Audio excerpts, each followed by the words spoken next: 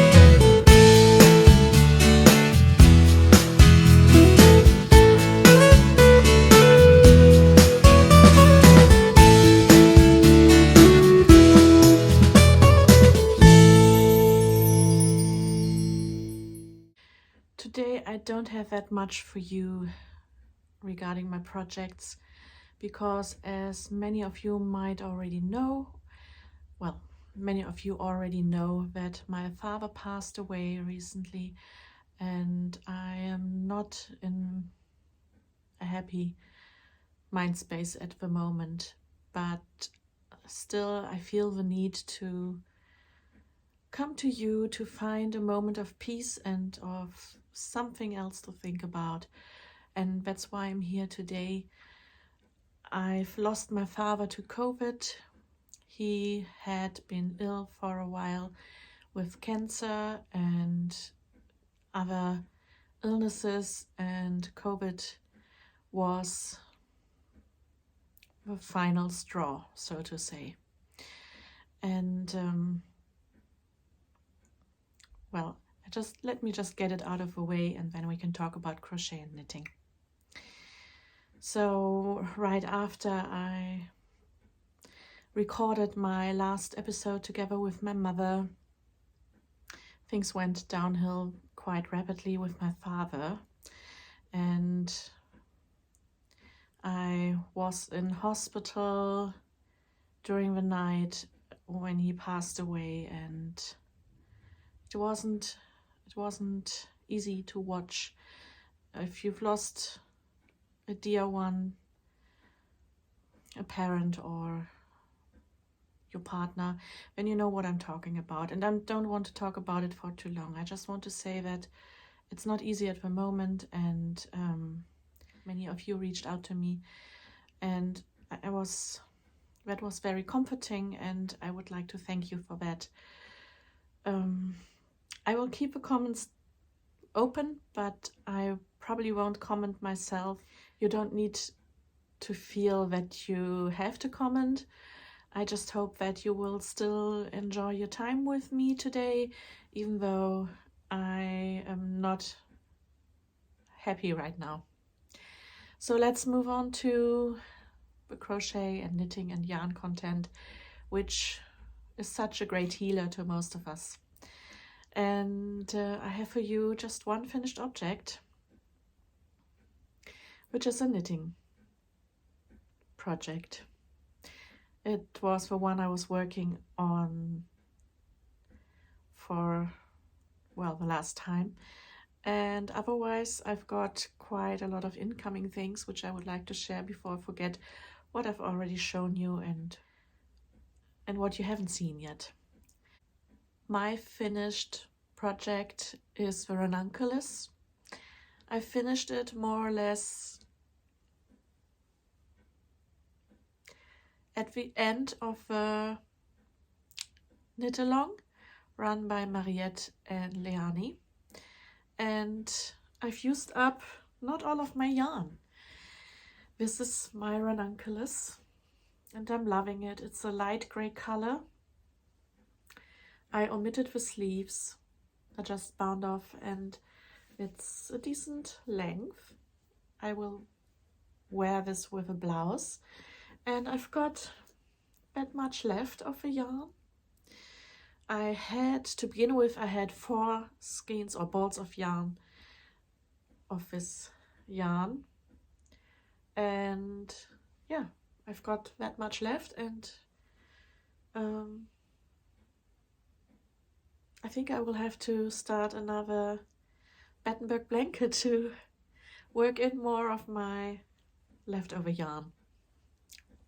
No promises though. So I'm very happy.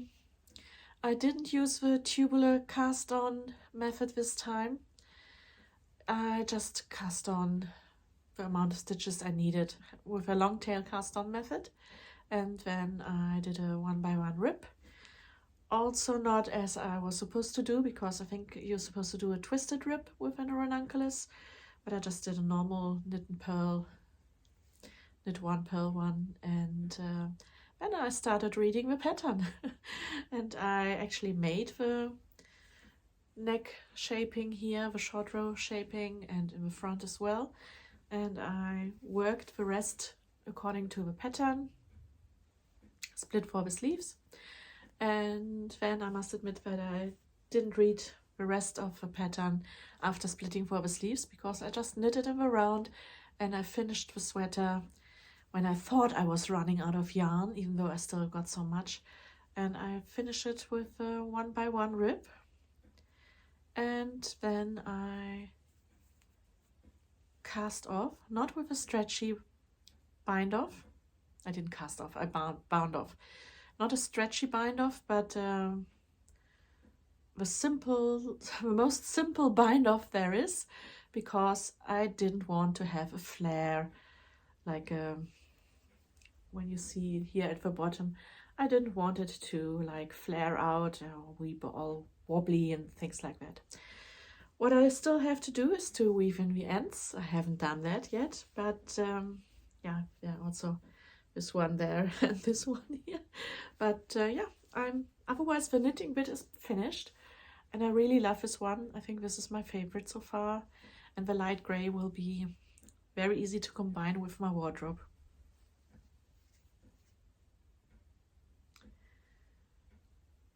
I think also the light color shows off the texture very well. Yeah, so that's my ranunculus. Not my last one, of course. Now let me talk about lots of incoming shawls and accessories. For some reason, today's episode is all about knitting. I'm sorry. I do love crochet the most, but somehow those projects are not finished yet. So all I can do is to talk about the knitting in the meantime. Maybe I should start with what I'm wearing today. This is, you might have seen it and recognized it already. This is a beautiful Shawlography shawl. The Shawlography was my first mystery knit along, which I've joined. It's a Stephen West pattern, and I think it's the one, not this year, not the previous year, the year before, if I'm correct. And my Shawlography shawl, which I've knitted, is in colors in orange, in light pink, and in a deep pink, dark violet, vibrant colors. And I saw this from another maker, and she wanted to sell it, and I bought it from her. I saw this on Etsy and I fell in love with her choice of color, and I'm starting a real collection of mystery knit-along shawls. She was using beige, light orange, green. The light now is not really the best for it, but I think her choice is really, really beautiful. I've got many inquiries about this shawl already, and I've only been wearing it for 2 days. And it's a very soft yarn which she used. I will link to her shop down below. Again, my shawlography, I finished it early because it was my first knit along, and I finished like there, but not with a brioche. I did the easier for the beginner section, and then I bound off with a picot border. And yeah, so I'm thrilled to have the complete version of this shawl.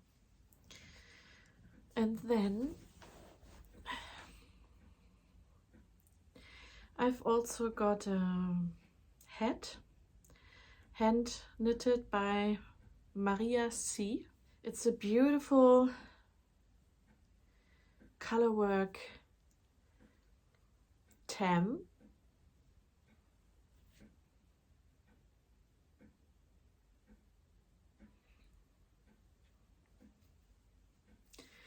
In these muted colors, which I really, really love. It's a little bit tight on my head. I do have a big head. I've got that from my father. He had a head size of 63 to 64, and I think the normal sizes go up to 59. So yeah, but it's a lovely tam, and I will be able to wear it on the Christmas market. I think that's beautiful. Maybe I have to put it a little bit to the side, or I will try different ways to wear it on my huge head. Yeah, so that's another incoming. This maker has lots of beautiful colorwork projects and like items, accessories for sale, and she's based in Germany, just like the maker of this shawl. Now I've got 2 more shawls to show you, and one of those is in cotton, and I don't know what the pattern is called, and the other one is in wool, and that is the papillon shawl. It's a pattern on Ravelry, and I bought this from a maker in Latvia. I don't know what possessed me to buy all these shawls.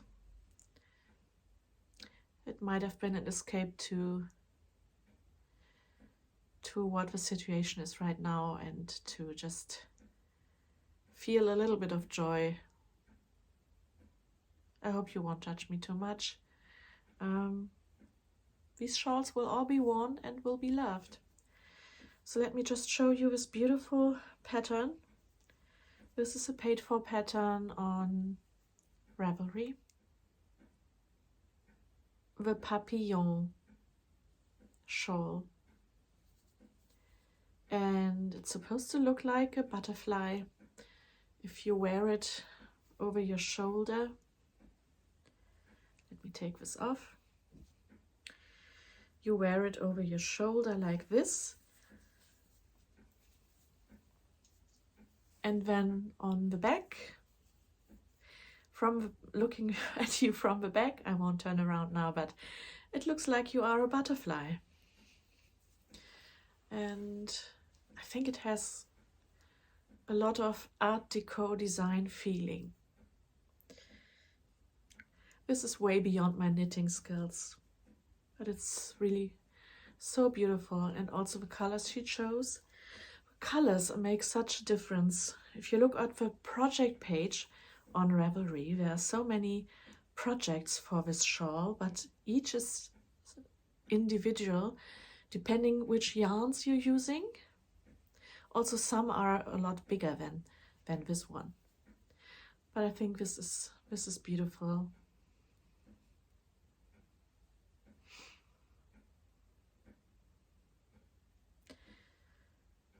Yes.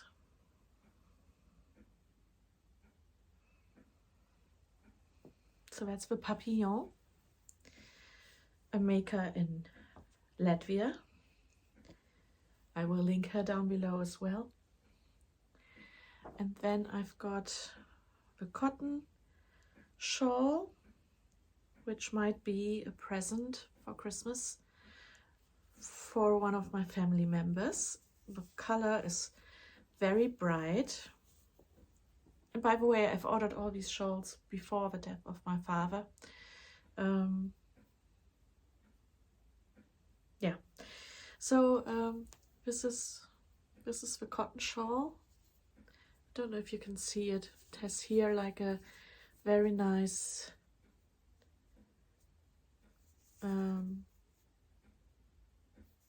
pattern with little holes, and then shells, or I don't know how you call it in knitting, with a lovely border down here. And the yarn she used, the cotton yarn she used, is changing color, so it must have been maybe a whirl cake or something. It changes from bright orange to a bit of greenish turquoise, and then it moves on back to orange. I really love this. It's very light and obviously perfect for summer. It's also quite long. Yeah, so that's the cotton shawl.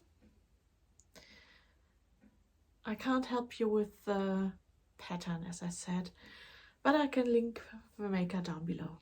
She's based in Germany.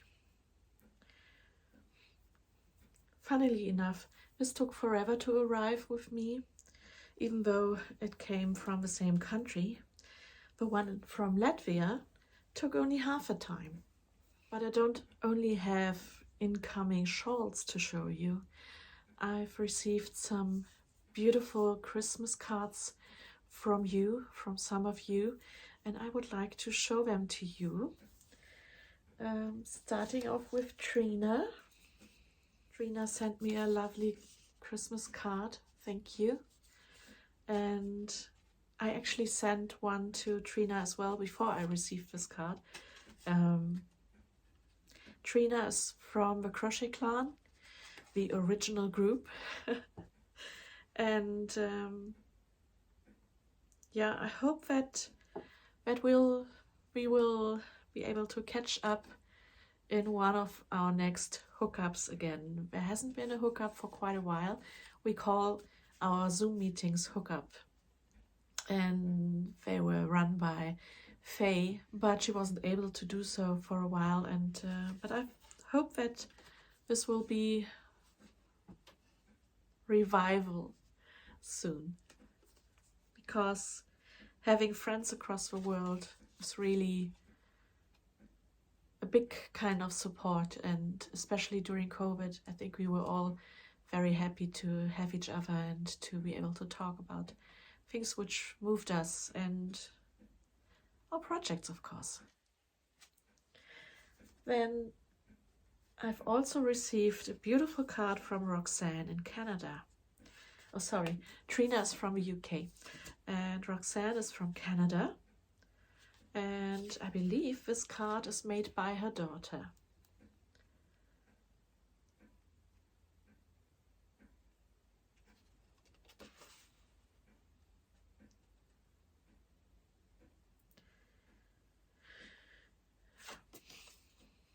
So I loved receiving this card. I love handmade cards. And then I've also received a card from Carol. Carol is one of my most loyal watchers, I would say, and she is such a great crocheter. When I believe she sent me her username on Ravelry, and I saw all her projects and I was in awe. She makes the most beautiful crochet garments. She really has an eye for good crochet garment patterns. She's always here, she's always commenting, and she's really such a wonderful, friendly soul. And she writes to me here that she's thanking me for my podcast. And believe me, Carol, you are inspiring me as well. And I've still got my Hobbit themed stitch marker calendar, and I've opened door number 1 last time as a little sneaky preview, and this is a 12-day Christmas advent calendar, and I've opened day 2 with my mother together, and it's a little heart, which is very beautiful. Can you see it? This might not come out very well in the light. This is the golden leaf from day 1, and this is the little heart. Let me take it out. And it's the 12 days of Christmas. I'm not sure how it works because I'm only used to 24 doors, 24-door calendar. I think I might have actually opened it before it's time to do so. Also, I've still got my Ching yarn advent calendar, which was sent off but hasn't arrived yet. I hope that will be here in time. If not, I will have my yarn advent in January. So this is the little stitch marker. It's a little quartz heart. I think it's very beautiful. If you can see it, the light is... I will show it to you next time again. So this is Hobbit themed, and it comes with a read along. This is by the Skein and the Stitch 12-day stitch marker advent. It's inspired by Smaug's treasure hoard. And the Skein and the Stitch, she had an advent yarn calendar as well. I know that because Martha Mitchell Designs, she is currently posting her vlogs, and she's opening each day a door of that advent yarn calendar, and the colors are beautiful. They are like a fade of greens and earth colors, as you would expect from a Hobbit. And yeah, you are supposed to read along with a group. There is a code for a Discord group. I don't know if that's actually on mine as well. Yeah, I think it was on the card which came along with it. As you can imagine, I haven't been able to read anything apart from bureaucracy things, sorting out the papers, but I think I might actually start rereading The Hobbit. I've last read The Hobbit by Tolkien when I was not last, but I got that book from my father for my 13th birthday, which is a long time ago because I'm now 50. He gave it to me because he wasn't able to be there that day, and so that I wouldn't be feeling forgotten or, you know, I don't want to be sentimental on top of everything else, but it's not only a wonderful story, but it's also a book which has personal memories for me to do with my father. And that's why I think I will reread The Hobbit. I've got a paper book edition, but when I saw Martha's 2 books, she has 2 versions of The Hobbit. There is a hardcover version with beautiful illustrations, and I'm very tempted to look for an antique illustrated version of The Hobbit as well. If you've never read The Hobbit, I highly recommend to do that because it's beautiful. It takes you away to a different world. It's magical and it's scary as well. Very scary, but also just like such a huge, complex world of one man's fantasy. It's astonishing me every time.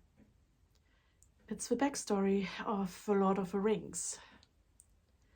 And that it's quite a lot to read. The version I have it's 3 books, and it took me a whole summer holiday to read through all 3 books every single day. So yeah, if you want to start small in the world of Tolkien, then I would recommend The Hobbit. And I believe that most of you have already read it anyway, because it's one of those things which you read, like also The Treasure Island and all these classic books which are essential, right? They're essential literature, kind of, I think.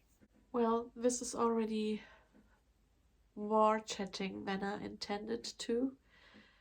It was nice to be here and to chat a little about easy things.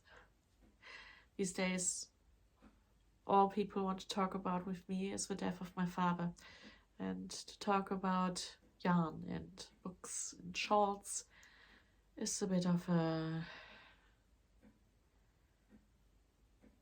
much needed break. I hope you enjoyed your time with me as well, and I will be back with you with more projects and more cheerful topics. If you want to enjoy the Christmas vibes, then I will highly recommend to you to watch some Vlogmases, especially Martha's. She is cheering me up all the way. Each night when I'm going to bed, I switch on her podcast and she's taking my mind off what had happened during the day, and I just have these quality minutes of calming vibes, calming time with my friend. I think I've reached the point where my brain can't deal with the language anymore. So I will just stop here and I will talk to you soon again. And in fact, I will meet one of you in Cologne this month. Marie-Louise, I'm looking forward to meeting you in Cologne. And I hope that we will have some nice chatty time with a cup of tea and a piece of cake, or maybe a beer and a schnitzel. We will see. So I hope that you will have a relaxing time, that you're all safe and healthy and happy, and that you are appreciating your annoying family, because you never know how long they can still annoy you. Keep well, keep safe. See you soon. Bye.